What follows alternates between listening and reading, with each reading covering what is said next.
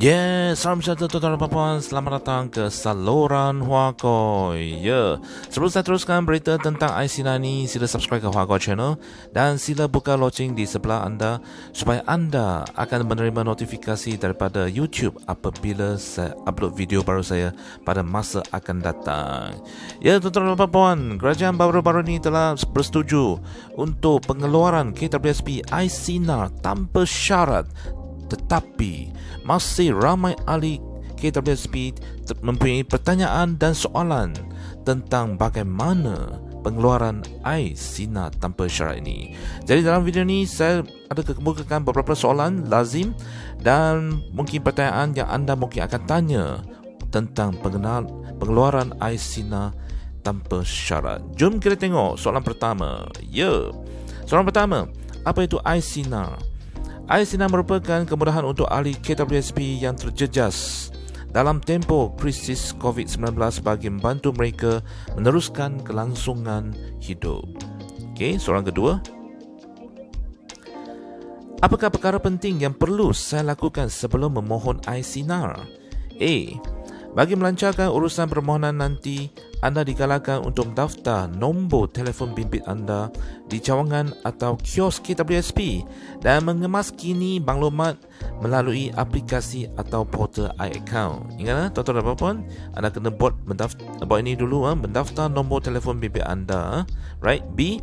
Pastikan akaun bank yang diberikan kepada KWSP semasa pendaftaran masih aktif, milik anda dan bukan akaun bersama atau akaun bukan syarikat. Jadi dua benda ni kena tuan-tuan dan puan buat, pastikan.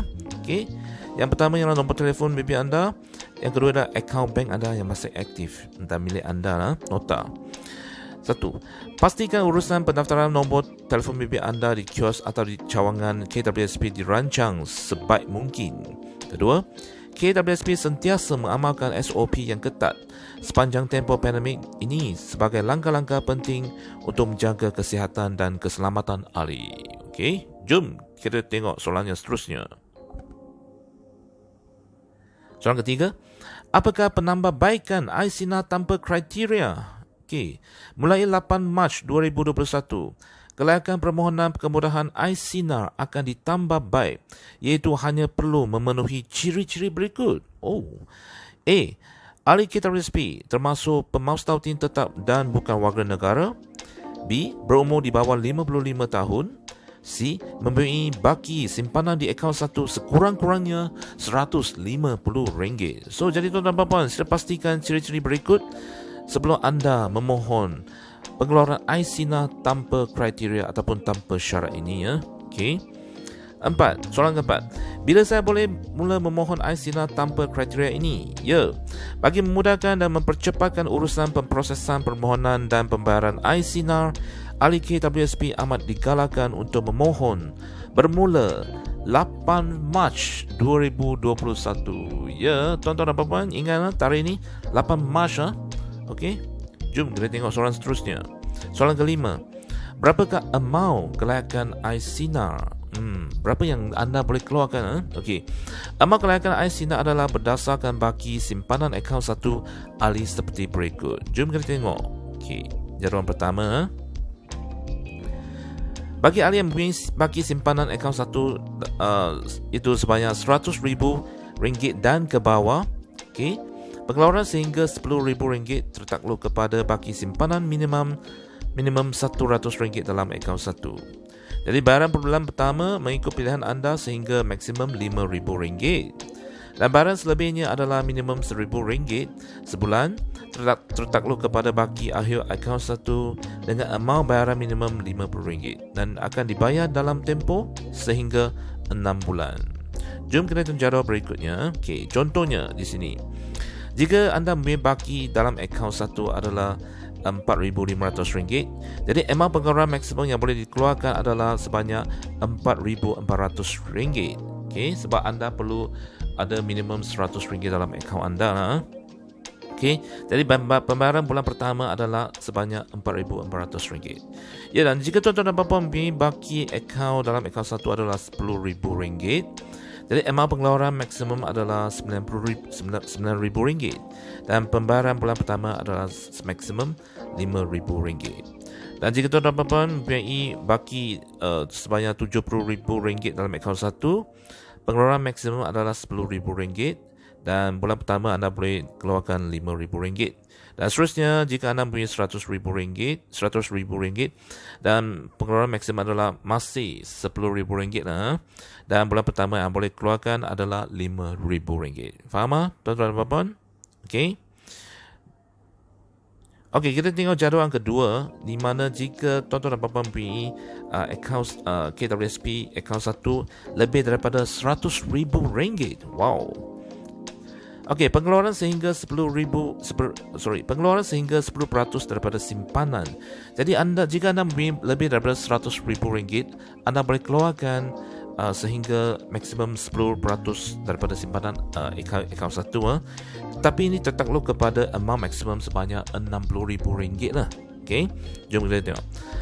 Bayaran bulan pertama mengikut pilihan anda sehingga maksimum RM10,000. Dan bayaran selebihnya adalah minimum RM1,000 sebulan dan akan dibayar dalam tempoh sehingga 6 bulan. Dan jom kita tengok jadual di bawah sini ya. Contoh, jika baki anda dalam akaun satu adalah RM100,000 dan RM1. Wow. Amount pengeluaran maksimum adalah sebanyak RM10,000 dan bulan pertama anda boleh keluarkan RM10,000 lah. Okay? Dan jika anda mempunyai baki dalam akaun satu sebanyak RM500,000. Okay? Jadi amount pengeluaran maksimum iaitu 10% daripada baki anda, iaitu 10% daripada RM500,000 iaitu RM50,000 lah. Okay? Dan pembayaran bulan pertama masih RM10,000 lah. Dan bakinya akan dibayar selama 6 bulan. Dan jika baki anda dalam akaun satu adalah RM800,000. Wow. Jadi pengeluaran maksimum yang boleh anda keluarkan adalah 10% ataupun maksimum RM60,000. Okay? Sebab maksimum adalah RM60,000, jadi anda hanya boleh keluarkan sebanyak RM60,000 lah. Okay? Dan bulan pertama anda boleh keluarkan RM10,000. Jadi faham tuan-tuan dan puan? Ini agak mudah faham. Jom kita tengok soalan seterusnya. Ya, soalan ke-6. Adakah bayaran interim sebanyak RM1,000 masih dibayar?